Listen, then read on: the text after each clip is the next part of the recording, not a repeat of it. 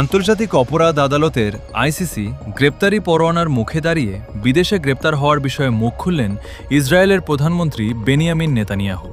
বিদেশে গ্রেপ্তার হলে তাকে মুক্ত করতে ইসরায়েলি বাহিনী বিশেষ সামরিক পদক্ষেপ নেবে বলে সতর্ক করেছেন তিনি।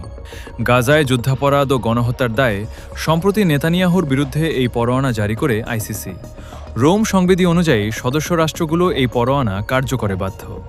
একাধিক ইউরোপীয় দেশ ইতোমধ্যে নেতানিয়াহুকে গ্রেপ্তারের ঘোষণা দিয়েছে।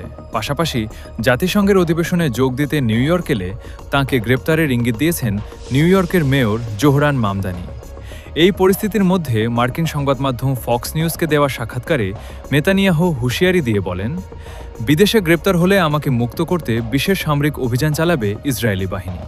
তিনি স্পষ্ট জানান, ইউরোপের কোকোলে ইসরায়েলের বিশেষ কমান্ডো বাহিনী সরাসরি সেই দেশে উদ্ধার অভিযান পরিচালনা করবে। নিজের দীর্ঘ সামরিক জীবনের অভিজ্ঞতা তুলে ধরে তিনি বলেন, আমি নিজে ওই বিশেষ বাহিনীতে 5 বছর দায়িত্ব পালন করেছি। এই বক্তব্যের মাধ্যমে আইসিসির সিদ্ধান্তকে তিনি কার্যত এক চ্যালেঞ্জের মুখেই ঠেলে দিলেন।